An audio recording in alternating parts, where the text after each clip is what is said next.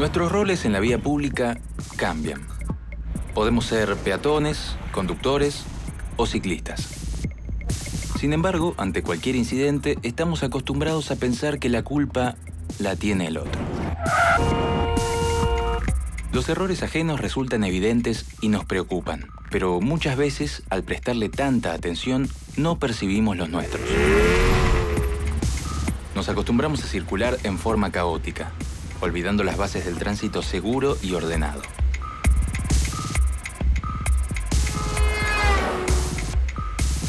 La vía pública es un espacio complejo al que podemos transformar con solo respetar sus reglas. Pero si no lo hacemos, corremos el riesgo de que sea demasiado tarde.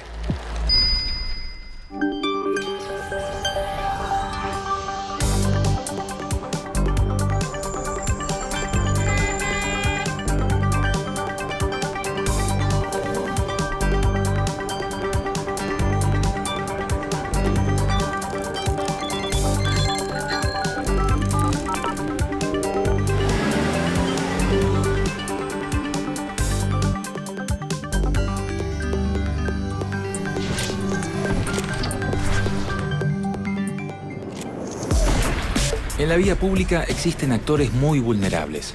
Además de los peatones y los ciclistas, los motociclistas, por la naturaleza de su vehículo y su nivel de exposición, son protagonistas de alto riesgo. Aunque también ese riesgo puede aumentar aún más si no respetamos las normas de tránsito. Grave accidente en Constitución. Eran las 6:10 de la mañana y todavía estaba de noche. Y así, los inconvenientes, el siniestro. Y digamos que tuvo suerte porque siguió caminando. Exactamente, fue asistido por personal del SAME con heridas de consideración. Según un estudio de la Agencia Nacional de Seguridad Vial, en el año 2010 las motos participaron en un 24% de los siniestros. En el año 2013, ese número se elevó al 31%. Es una mañana de invierno en la ciudad de Villaguay, provincia de Entre Ríos. La temperatura ronda los 10 grados y la humedad no supera el 60%. El cielo está gris, pero el ambiente y el asfalto secos. Dos jóvenes circulan en moto por su barrio. Van rápido y ya cruzaron 2 esquinas sin frenar. A escasas cuadras, un hombre se aproxima conduciendo su camioneta acompañado de su mujer, con quien viene conversando y compartiendo unos mates. Lleva manejando toda la noche y su velocidad supera la permitida en calles.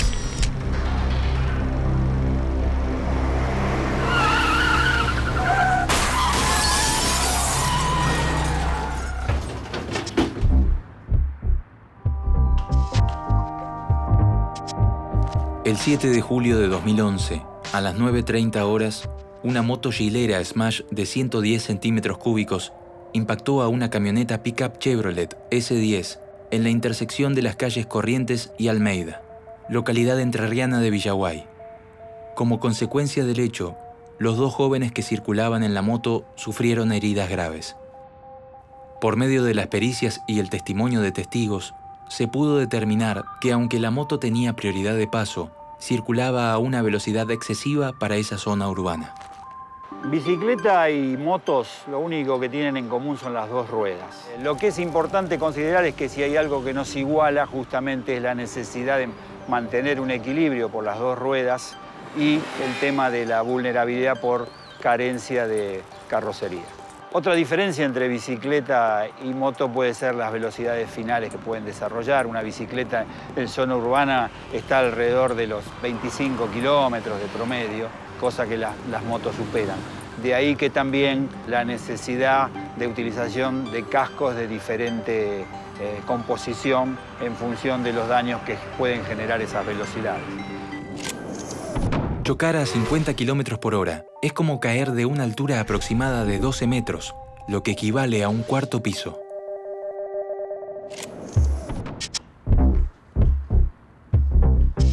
En el hecho de la esquina de Corrientes y Almeida, la segunda causa del accidente se desprende del conductor, ya que circulaba a una mayor velocidad de la permitida. Iba a 58 kilómetros por hora cuando la máxima es de 40.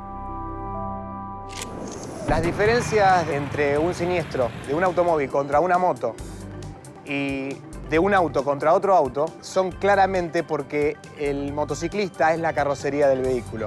Entonces, cuando hablamos de velocidades y de cuerpos con energía, esa energía que es absorbida por la carrocería de un vehículo, en el caso del motociclista, es absorbida por su propio cuerpo. Por eso, la Organización Mundial de la Salud lo caracteriza al conducir una moto 17 veces más riesgoso que el conducir un auto. Por esa misma razón, los conductores de los vehículos pesados o con carrocerías deberían tener una atención especial para con los peatones, los ciclistas y los motociclistas, que son el grupo más vulnerable de la vía pública.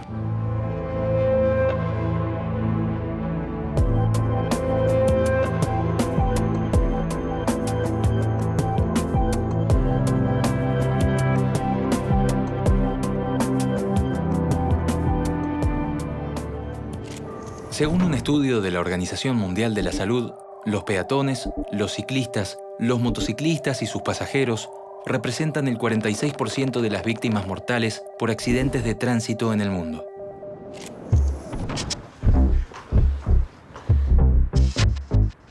Otra de las causas del accidente fue el cansancio del conductor. Por su propio testimonio y por su tiempo de reacción ante la aparición de la moto, se dedujo que llevaba muchas horas manejando sin descanso. Conducir en estado de somnolencia es equivalente a tener una graduación de 0,5% de alcohol en sangre. Cuando conducimos con sueño, estamos perdiendo toda capacidad de poder reaccionar ante un imprevisto. Cuando uno habla del sueño puntualmente, el cuerpo está acostumbrado a hacer cuestiones que en todo momento esté variando. Cuando uno va a 100 km/h durante 2 horas, el cuerpo empieza a restringir el oxígeno y lo que termina haciendo el cerebro es empezando a restringir cómo lleva el oxígeno a los diferentes lugares del cuerpo y esto termina afectando principalmente en el tiempo de reacción.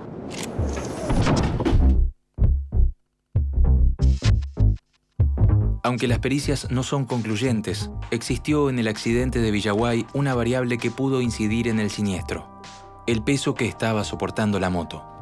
Según las normas, este tipo de moto no puede llevar más de 100 kilogramos de peso en carga secundaria. Esta llevaba más de 130 aproximadamente. Recordemos que al llevar un acompañante en nuestra moto no es lo mismo que ir solo, ya que el peso y el contrapeso que produce tanto el conductor como su acompañante hacen que para conducirla haya que tener habilidad y experiencia en el mismo. Respetar las condiciones de diseño de la moto es fundamental para circular seguro en ella. El acompañante primero no tiene que tener miedo y tiene que saber sujetarse a la moto y acompañar los movimientos del conductor. Y en el equilibrio es fundamental. Cualquier peso desde atrás que te pueda mover la moto, por ejemplo, una caja mal sujeta, ese es el secreto, que la caja tiene que estar bien sujeta, con lingas elásticas o con redes. Por ahí no tanto el volumen, sino el peso. El volumen te puede afectar en lo que es la visión para atrás, pero el peso te puede llegar a manejar la moto. Una curva mal agarrada te puede llegar a hacer caer. Las pericias y los testimonios dieron cuenta de que, instantes previos al siniestro, el conductor de la camioneta estaba tomando mate, lo que pudo sumar al poco control del vehículo y al nivel de distracción.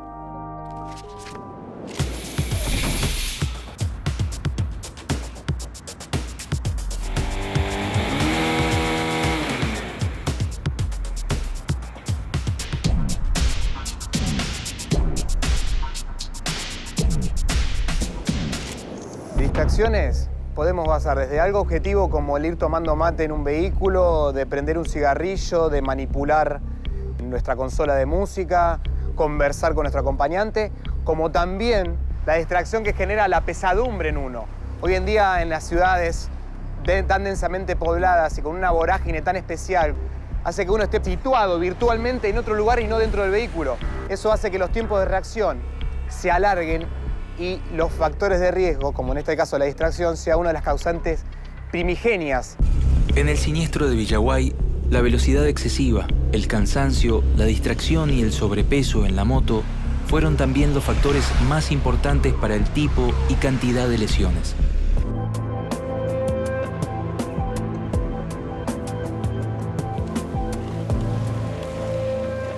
en las colisiones que involucran las motocicletas, vemos que tanto el conductor como el acompañante son arrojados del vehículo, impactan contra otros objetos o contra el mismo pavimento, produciéndose escoriaciones, abrasiones, contusiones, hematomas, fracturas o lesiones de órganos más protegidos, más profundos, como lesiones de órganos sólidos. Y por supuesto, el traumatismo de cráneo al impactar contra uno de estos objetos. Por eso, la importancia de la utilización correcta del casco de seguridad. Como vemos en este caso, ambos ocupantes de la motocicleta solamente presentaron lesiones. Uno, el miembro superior con una fractura de radio y el otro, el miembro inferior, con una fractura de fémur, siendo protegido su encéfalo craneano a través del casco.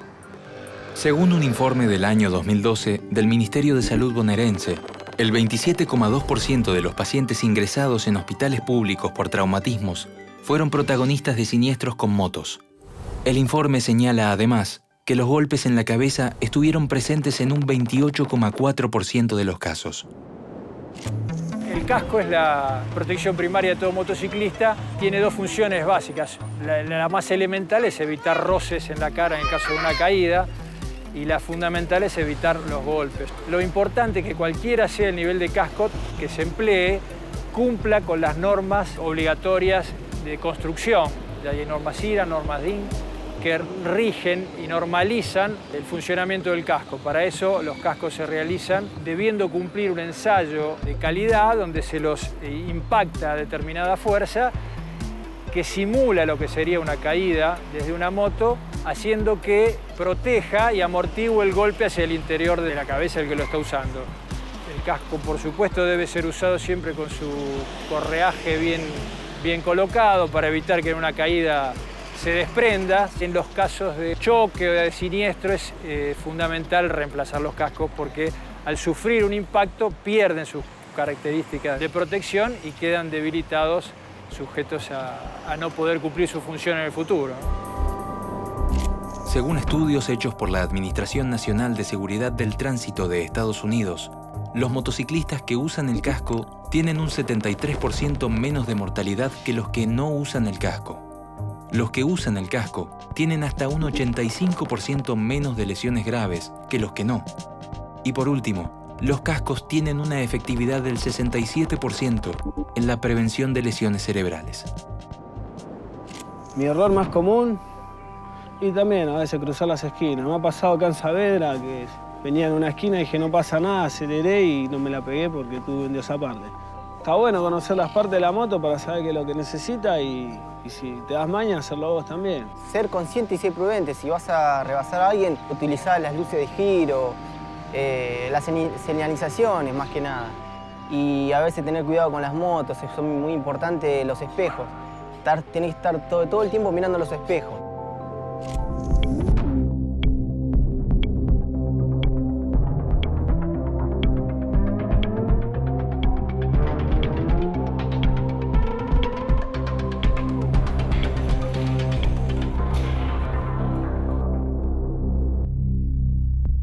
Lo aconsejable es chequear cada 8 o 10.000 kilómetros el estado general, ¿no? Uno de los pasos importantes sería la presión de inflado. No es difícil de hacerlo, te puedes acercar a cualquier lugar donde tengan un buen manómetro calibrado y el mismo propietario lo puede hacer. No necesitas de un técnico para realizar ese trabajo. Y otra de las cosas que son importantes con lo que tiene que ver con la seguridad es que cada neumático tiene una fecha de fabricación. Te indica que a partir de esa fecha de fabricación se aconseja no más de 5 años para usarlo. Porque no hay que olvidarse que los neumáticos van perdiendo justamente todas las propiedades que son las del caucho. De elasticidad, cuando hay un exceso de temperatura o baja mucho la temperatura también tienden a deformarse.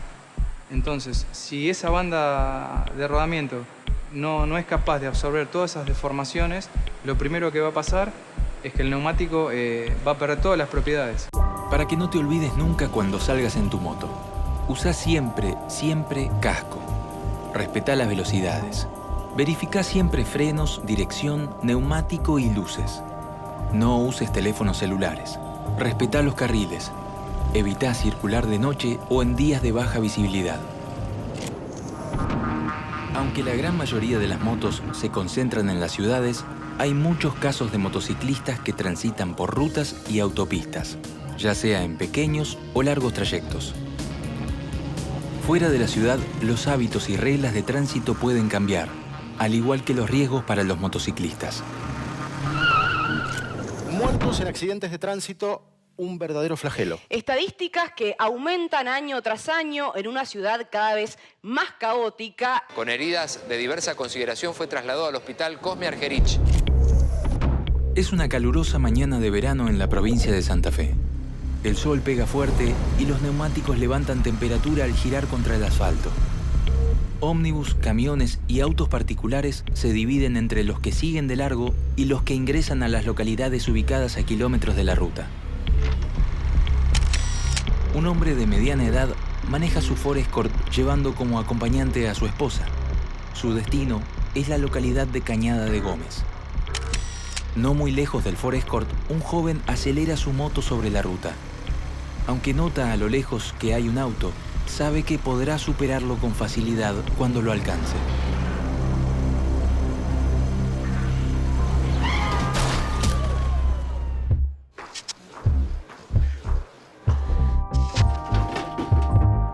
El sábado 22 de diciembre de 2012, sobre la Ruta Nacional 9, justo en el ingreso a la localidad de Cañada de Gómez, en la provincia de Santa Fe, siendo las 9:15 horas, una moto Yamaha de 1000 centímetros cúbicos embistió a un automóvil marca Ford, modelo Escort, que intentaba ingresar a la ciudad haciendo un giro a la izquierda. La ruta estaba en buen estado y las condiciones climáticas eran buenas, al igual que la señalización. Como consecuencia del siniestro, los dos ocupantes del vehículo resultaron con lesiones de diversa consideración y el motociclista falleció en el acto. En cuanto a los daños materiales, fueron parciales en el automóvil y totales en la moto. Por testimonios de testigos y el trabajo de los peritos, se pudo determinar que el automovilista intentó girar a la izquierda en un lugar no permitido y sin anticipar su maniobra.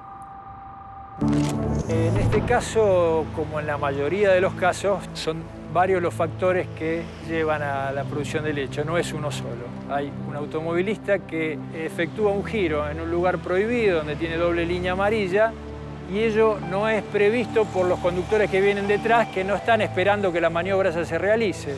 Sumado a ello, quien viene detrás, que en este caso es una moto, lo hace a excesiva velocidad, quizás con intención de superar también por la mano contraria al auto, y las dos cosas concuerdan para llevar a la producción del hecho. Un choque sobre la mano opuesta por una maniobra indebida de quien dobla a la izquierda y por una velocidad indebida de quien circulaba detrás. No salgo a la ruta con la moto porque, digamos que, sinceramente, a veces la gente no tiene conciencia acá. Además, para el motoquero es peligroso. Te puede agarrar el viento o la lluvia y te puede llegar a ocasionar un accidente. Cuando uno gira, respetar las sendas peatonales, dejar pasar, tener paciencia. La moto, el camión, el auto colectivo, hay gente que maneja muy bien y gente que maneja mal, o gente que es precavida y gente que no. Pero eso depende no del vehículo, me parece que de la persona. ¿Es más riesgoso todavía andar en la ruta que en ciudad? Por supuesto, porque las velocidades que se desarrollan no son las mismas. Los peritos llegaron a una conclusión similar a la del primer caso. La velocidad del motociclista aquí también era excesiva, por lo que le fue imposible evitar la colisión. Las motos grandes permiten grandes aceleraciones y grandes velocidades y es obviamente una tentación para el que la conduce llevarla a alta velocidad.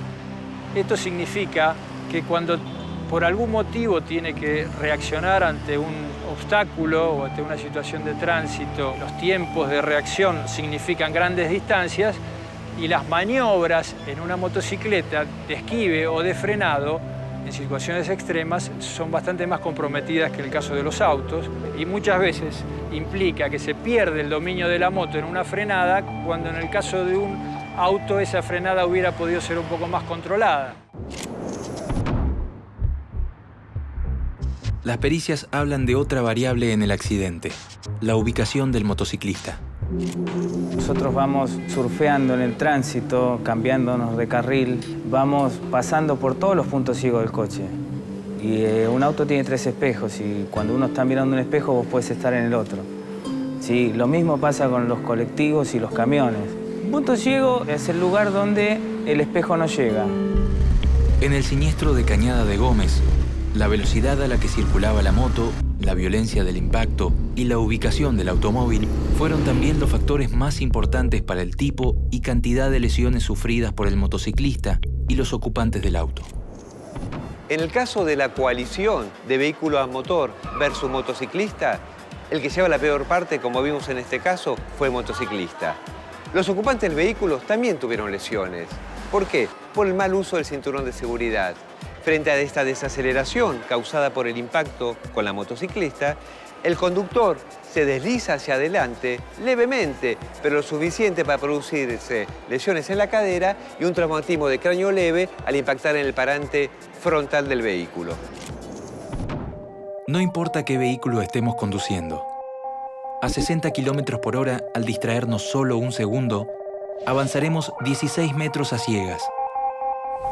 Si en lugar de ir a 120 km por hora, vamos a 110, solo perderemos alrededor de 2 minutos, pero también habremos ahorrado un 8% de combustible. Las motos que se cruzan por todos lados y se meten por todos lados me da... A veces uno queda en el punto ciego y no lo llegás a ver y aparecen de golpe o... Es complicado. Con los peatones, a veces gente cruza por mitad de calle y demás, pero bueno, si cruzan por senda peatonal y uno va bien, creo que no hay ningún problema. Y sí, a veces cuando es de noche, cuando salgo a una fiesta, suelo pasar una avenida que tengo que ir 60, voy a 80 o a 100. Me he dado cuenta el riesgo que uno corre cuando tiene una moto que pasa por al lado y si no está mirando constantemente el espejo retrovisor puede llegar a provocar un accidente. Algunos no llevan cascos y pasan a una velocidad superior a la que tienen que pasar. Entre las condiciones de seguridad más importantes que debe presentar una moto están 2 espejos retrovisores situados cada uno al lado del manubrio, placa reflectante frontal, lateral y trasera, velocímetro y luces. En la intersección de Villaguay, el motociclista debió haber llegado a la esquina a más baja velocidad, lo que le hubiera dado tiempo para frenar. El conductor de la camioneta debió haber estado más alerta, disminuir la velocidad y otorgar el paso, ya que no tenía prioridad al llegar a la esquina. En Santa Fe, si el automovilista se hubiese corrido a la banquina con el guiño colocado y hubiera comenzado a ingresar desde allí a la ciudad, no se hubiese cruzado nunca en el camino del motociclista. Si el motociclista no hubiese circulado a tan alta velocidad, tal vez hubiese tenido tiempo de frenar o de improvisar una maniobra de emergencia que le permitiera evitar la colisión. El tránsito seguro en moto es básicamente respetar las normas de tránsito.